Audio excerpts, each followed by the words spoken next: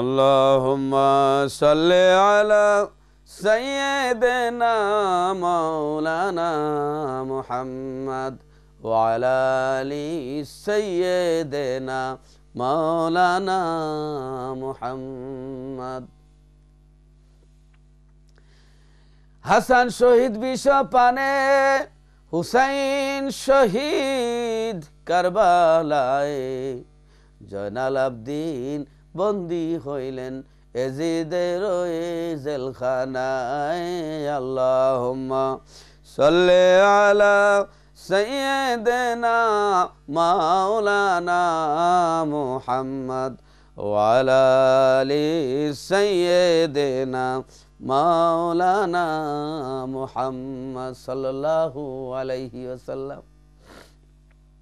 হযরত ইমাম হুসাইন রাদিয়াল্লাহু তাআলা আনহুর কাছে যখন এই এজিদের আপনার পত্র পৌঁছলো এবং মদিনার গভর্নরের কাছে যখন এই পত্র পৌঁছলো, মদিনার গভর্নর হযরত ইমাম হুসাইন রাদিয়াল্লাহু তাআলা আনহুকে ডেকে বললেন, আপনি এই এজিদের বয়াত গ্রহণ করুন, এজিদের শাসন আপনি মেনে নিন।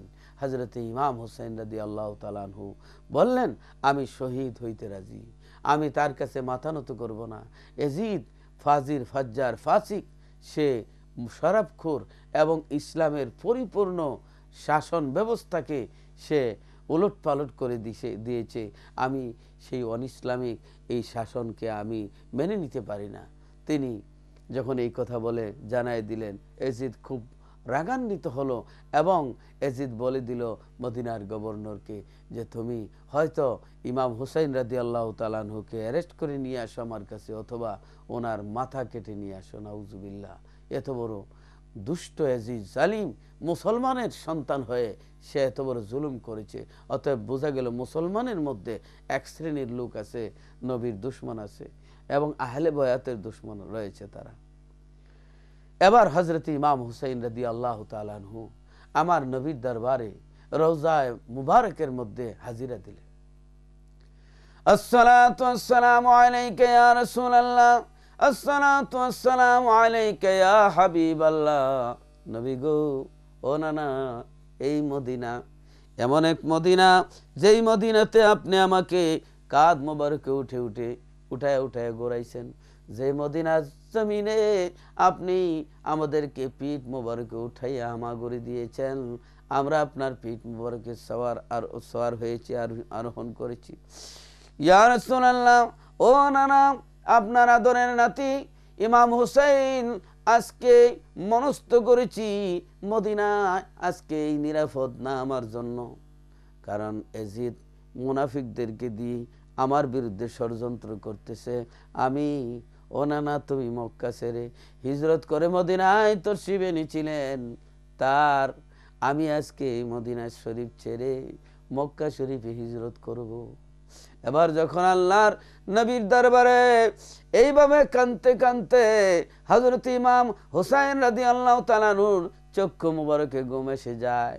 আমার নবী ইমাম হুসাইন রাদিয়াল্লাহু তাআলা আনহুকে স্বপ্নে দেখতেছেন যে কুলে নিয়েছেন, নিয়ে চুমু খাচ্ছেন আর বলতেছেন, নাতিরি সবুর করো, আমি অতি সত্বর, আমি অচিরে দেখতেছি তুমি বোকা অবস্থায়, তুমি ক্ষুধায় তৃষ্ণায় কাতর হয়ে তুমি আমার কাছে আসতেছো, কারবালার ময়দানে তুমি শহীদ হয়ে যাবে, তোমার জন্য আমরা বড় অপেক্ষায় আছি, হাউজে কাউসারের পিয়ালা লই আমরা অপেক্ষায় আছি, তাড়াতাড়ি করে আসো। সুবহানাল্লাহ। ঘুম ভেঙে যায়। ঘুম ভেঙে যাওয়ার পরে তিনি জান্নাতুল বাকি জিয়ারত করেন, হযরত ইমাম হাসান রাদিয়াল্লাহু তাআলা আনহুর কবর জিয়ারত করেন, মা ফাতিমা খাতুনে জান্নাত রাদিয়াল্লাহু তাআলা আনহার কবর জিয়ারত করেন। ওই সময় কবরের চিহ্ন ছিল, কিন্তু মোহাম্মদ বিন আব্দুল ওয়াহাব নজদি যখন ক্ষমতায় অধিষ্ঠিত হলো আরবের, তখন তারা বোল্ডোজার দিয়ে সমস্ত আপনার সাহাবীদের কবরগুলিরে ভেঙ্গে রাস্তা বানাই দিল, কবরের উপরে অনেক টয়লেটও বানাইছে, নাউজুবিল্লাহ মিন জালিক, সে কবরস্থানগুলি ভেঙ্গে শেষ করে দিল। তারপরে আপনার আল্লাহর রসুল সাল্লাল্লাহু আলাইহি সাল্লাম রওজা মুবারকে গিয়েছিল, আল্লাহর নবীর রওজা মুবারক ভাঙ্গার লাগে যে এটা হাজা সনমে আকবর, এটা বড় মূর্তি, এটা ভাঙ্গ। এই বড় মূর্তি বলছিল, মানুষ দাঁড়ায়া রাসূলুল্লাহ সাল্লাল্লাহু আলাইহি সাল্লামের সম্মান করে শিরিক হয়ে যায়, সে মোহাম্মদ বিন আব্দুল ওয়াহাব নজদির অনুসারীরা আল্লাহর নবীর রওজা মুবারক ভাঙতে গেছিল। তো এই মোহাম্মদ বিন আব্দুল ওয়াহাব নজদির কথা সেই ফতোয়া শামীর মধ্যে আছে, জগৎ বিখ্যাত কিতাব শামী ফতোয়া শামীর মধ্যে আছে, বুখারী শরীফের মধ্যে আছে।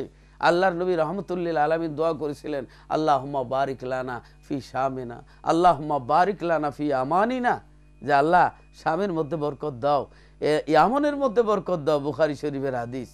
এবার এই নজদের এক ব্যক্তি বলছিল যে ইয়া রাসূলুল্লাহ ওয়া ফি নজদিনা, হুজুর আপনার নজদের লাগি দোয়া করেন। নবীজি 3 বার এই শামের লাগি ইয়ামনের লাগি দোয়া করলেন, নজদের লাগি দোয়া করলেন না। তৃতীয়বার আল্লাহর নবী কি বললেন? এই 3 বার এই কথা বলার পরে আল্লাহর নবী নজদের কথা কি বললেন? যে আল্লাহর নবী বললেন যে হুনাকা জালাজিলু ওয়াল ফিতানু ওয়ায়াতলাউ কারনুশ শায়াতিন। আল্লাহর নবী বলেন যে নজ থেকে জলজলা ফিতনা বাইরিব এবং শয়তানের শিং বাইরিব। ওয়ায়াতলাউ কারনুশ শায়াতিন, শয়তানের শিং বের হবে, আর এই শয়তানের শিংয়ের নামই মোহাম্মদ বিন আব্দুল ওয়াহাব নজদি। আপনারা ফতোয়া শামী খুলে দেখেন, জগৎ বিখ্যাত ফতোয়ার কিতাব এই শামী কিতাবে আছে। তারা এই আল্লাহর রসুলের সাহাবীদের রওজা কবরগুলি ভেঙ্গে বোল্ডোজার দিয়া রোড বানাইছিল। নবীজির রওজা মুবারক আপনার ভাঙতে গেছিল, কালো কালো সাফে তাদের দৌড়াই দিয়েছিল, তারা মক্কা মদিনা শরীফে আগুন লাগাইছিল। আশিকের রসুল নবী প্রেমিকদেরকে তারা হত্যা করেছে। সেই ওয়াহাবি আকিদা সারা দুনিয়ায় বিস্তার লাভ করেছে। তখন কবর জিয়ারতের বিরুদ্ধে বলে, মাজার জিয়ারত, অলি আল্লাহদের মাজার জিয়ারতের বিরুদ্ধে বলে, কবর জিয়ারতের বিরুদ্ধে বলে, এমনকি রসুলের রওজা মুবারকে হাজিরা দেওয়ার বিরোধিতা করে। এই সমস্ত আপনার এজিদি মুসলমান থেকে আমাদের ইমানকে রক্ষা করতে হবে। এই ওয়াহাবি মওদুদি ফিতনা এবং খারিজি ফিতনা থেকে আমাদের ইমান বাঁচাতে হবে। আমরা হলাম আহলে সুন্নাত ওয়াল জামাতের আকিদাভুক্ত। কারণ আল্লাহর নবী রহমতুল্লিল আলামিন বলেন যে তাফতারিকু উম্মতি আলা সালাসি ওয়া সাবিনা মিল্লাহ কুল্লুহুম ফিন্নার ইল্লা মিল্লাতা ওয়াহিদান। ক্বালু মান হিয়া ইয়া রাসূলুল্লাহ? ক্বালা মা আনা আলাইহি ওয়া আসহাবি, রাওয়াহু তিরমিজি।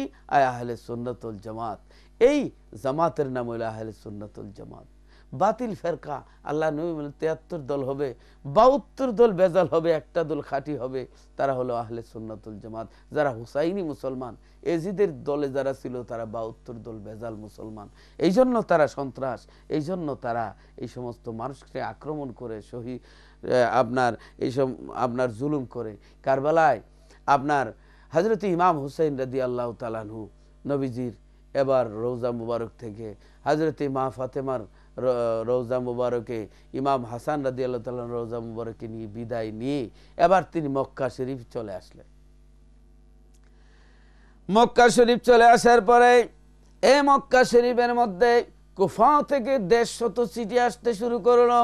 150 চিঠি আসলো, ওগো ইমাম হুসাইন আমাদের কাছে চলে আসেন, আমরা আপনাকে হেল্প করব, আমরা আপনাকে ইমাম হিসেবে মানব, আমরা আপনার ইক্তেদা করব, এজিদের বিরুদ্ধে আপনারে নিয়ে লড়ব, এবং সে যে ইসলাম বিরোধী কার্যকলাপ করতেছে তার বিরুদ্ধে আমরা জিহাদ করব। এই আসল জিহাদ তো হলো মুসলমানের মধ্যে যারা মুনাফিক, মুসলমানের মধ্যে যারা সন্ত্রাস, এদের বিরুদ্ধে মোকাবেলা করা, এটাও একটা বড় জিহাদ। কাজে আমি এই কথাগুলো আপনাদের কাছে বিস্তারিতভাবে ব্যক্ত করব। আশা করি আপনারা আমার সঙ্গেই থাকবেন। একটু পরে এই কথাগুলো আমি আবারও বলবো ইনশাআল্লাহ।